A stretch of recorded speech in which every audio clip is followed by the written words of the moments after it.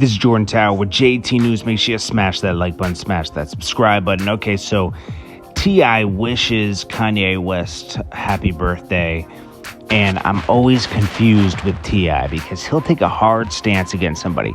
Took a hard stance against Kanye a few years ago, like 2 years ago. And, even met with him. They did a song together and then really, denounced him after that. And T.I., for the past couple years, has really focused on being an activist. And he wanted to be in the media at the same time. Let's be honest, okay? There's another side to that. And right now he's getting what he always wanted in the negative light, where all these people are coming after him. And I don't agree with that. I think a lot of these things are, it's hard to believe that he's so guilty. He's probably guilty of a few things, but it seems like there's a campaign going against him now. And it's almost from wanting so much attention, sometimes you get what you ask for. So next up, there was this interview on Vlad about the investigator who was representing Chris Brown in the Rihanna case about over 15 years ago. The case where, Rihanna and Chris Brown got into it in the Lamborghini. Chris Brown lost all his endorsements. He was painted as a guy who puts paws on women. And in that case, Rihanna wanted him to go to jail eventually. But something had been worked out where he didn't go to jail. And it was because all these photos leaked of her, explicit photos. She thought it was him, but it actually turned out to be a guy who broke into somebody's phone and got them. And that this investigator saved Chris Brown from going to jail. Now, that situation was horrible.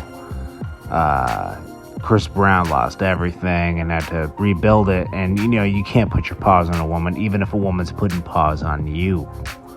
You got to just leave it alone. And they were able to work through that later in life. But they were 19, 20 at the time when that happened. So anyways, moving on to the next story.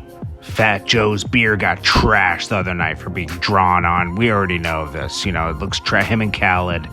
They used the Beijing powder to, outline their beards. For some reason, it looks way too sharp. Sharper than any barber could cut. Sharper than the sharpest samurai sword could cut a beard. And as his Fat Joe drew his beard on his face, and it came out like this.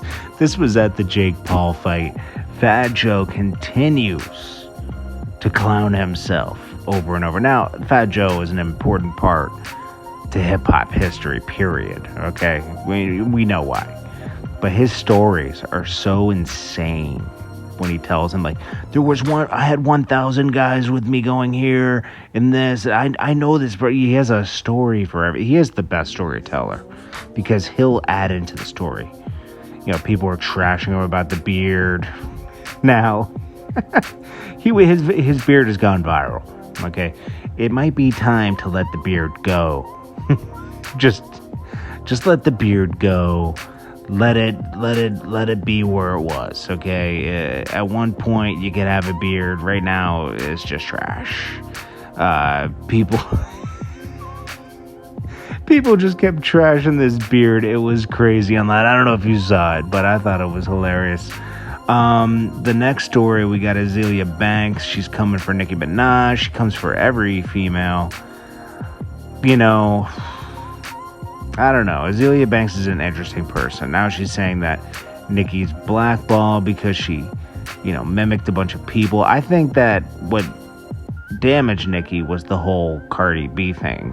There was such a huge machine against her that tried to take her out and wasn't successful. Nicki's a legend.